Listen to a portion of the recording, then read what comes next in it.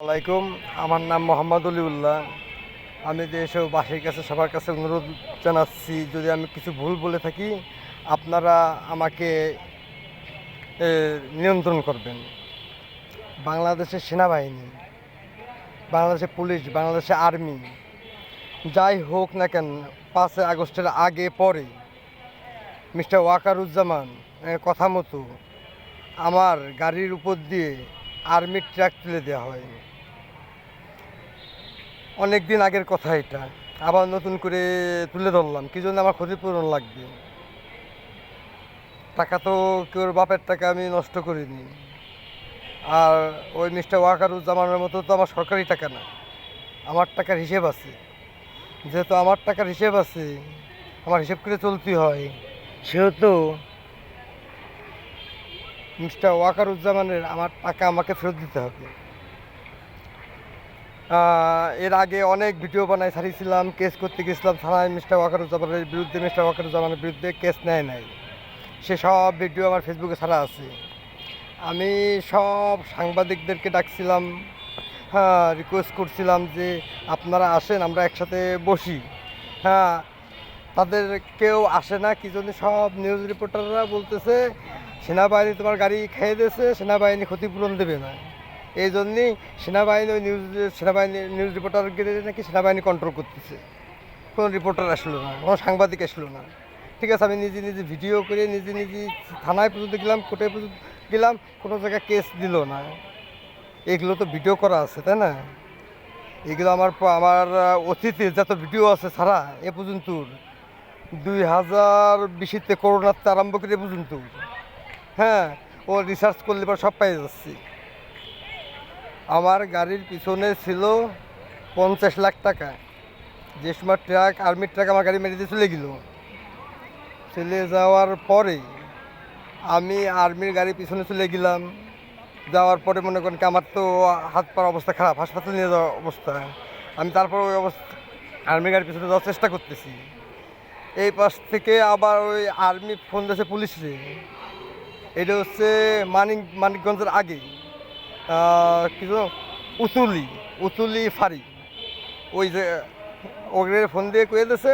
ওরা ওই জায়গার ওসি যাইয়ে আমার গাড়ি এই পাশে, আমি হাসপাতালে, ওই গাড়ি নিয়ে তাড়াতাড়ি থানার ভিতরে, যেন 5 মিনিটের মধ্যে যা কিছুই হয়নি, সব কিছু সাজানো।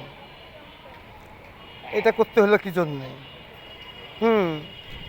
এবারটা আমি ওখান থেকে মাগুরায় আসতে পারি না, আমার অনেক সমস্যা। আমি হাসপাতালে ভর্তি থেকে মাগুরায় আসি, মাগুরায় এসে আমি কেস করতে যাই। আর্মি গাড়ি আমার গাড়িতে মেরে দিছি, এবং আমার টাকা টুকা অবস্থা।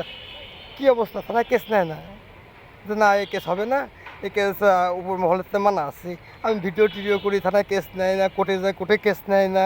ঠিক আছে, যদি না নেয় আমার কোথায় জমা দেবো? তারপরে অনেক ঝামেলা হওয়ার পরে আমাকে মনে করেন কি 4 সাইড থেকে মিস্টার ওয়াকারুজ্জামান পাগল সাজায় ফেলল। পাগল সাজায় আমার পাগলের ওষুধ খাওয়ানো হইল। অনেক কষ্ট। ওইখান থেকে ট্রিটমেন্ট আমার ফ্যামিলিকে বাধ্য করা হয়েছে।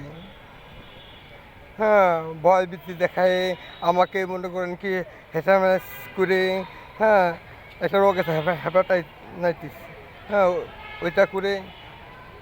এতে কি লাভ হলো? এখন দেশ চলতেছে, তাই না? আপনারা বলতেছেন যে দেশের নির্বাচন দেবে। আমি জানি, আমি আমার মতো রিসার্চ চালাই যাচ্ছি। তা বললি আমি এতে একটু পিছিয়ে হাঁটবো না। আমার ক্ষতিপূরণ লাগবে। আমার ভিতর ছিল 50 লাখ টাকা, আর গাড়িটা তো মনে করেন পরে বেঁচে দিছি বাংলির দামে। আপনারা যে গাড়ির যে অবস্থা করে দিয়েছিলেন আমার বাবা মা আমার উপর খেপা লেগে আছে।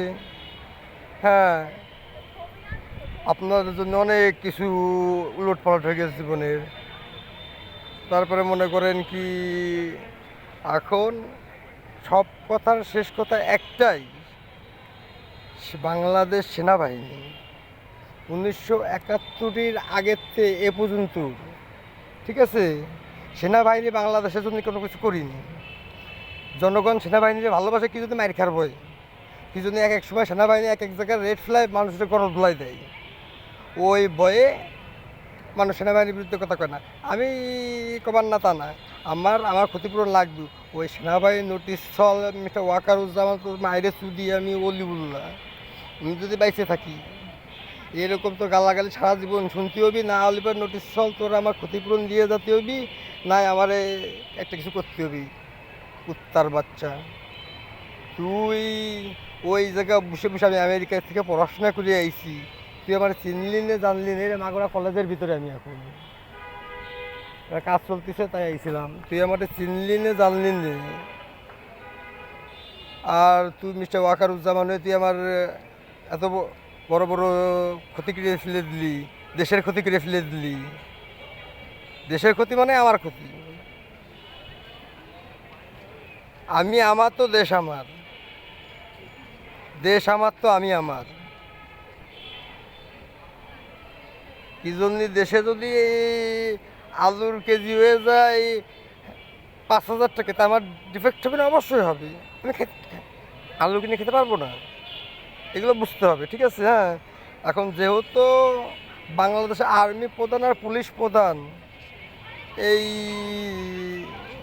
জালিয়াতিতে সবচেয়ে বেশি জড়িত, সেহেতু আর্মি প্রধান আর পুলিশ প্রধান এবং নিউজ রিপোর্টার এরা সবাই এক হয়ে হয়তো মেরে ফেলে দিতে হবে আমার এক সময়, আর না হয় আমার ক্ষতিপূরণ দিয়ে আমার কাছে এসে মাপ চেয়ে যেতে হবে।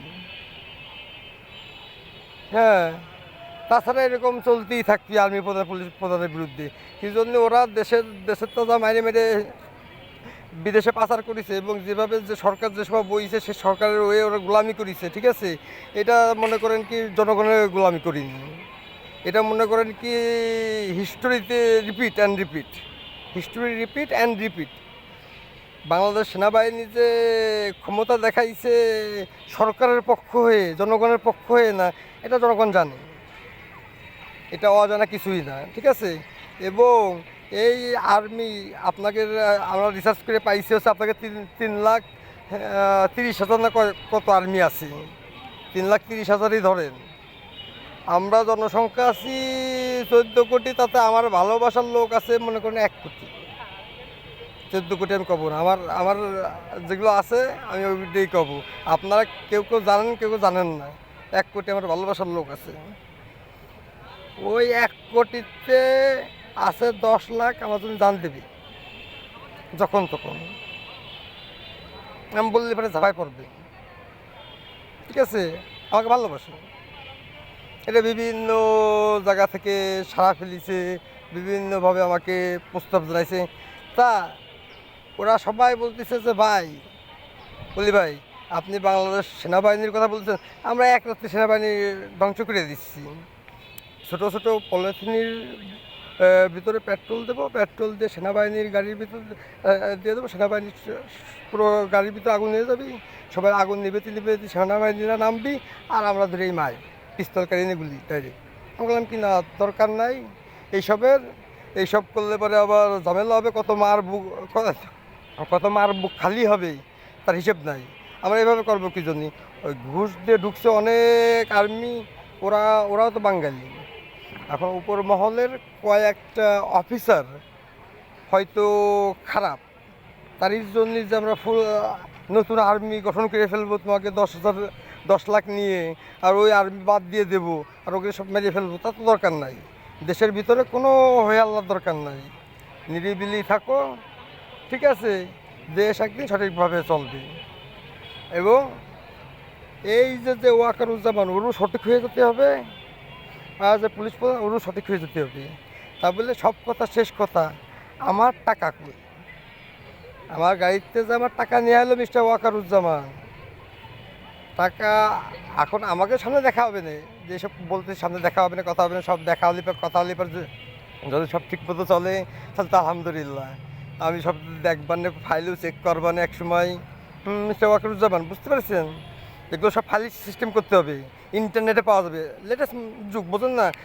কীরা কোন ফাইলে কীরা কোনটুকু কাজ করে এগুলো আপনি থাকবেন, এরপরে অফিসার থাকবে, তার তো ওখান থেকে আগে নিয়ে যেতে হবে কাজ। আগুন নিয়ে যেতে হবে না? আচ্ছা তাহলে রাখছি, আল্লাহ হাফিজ।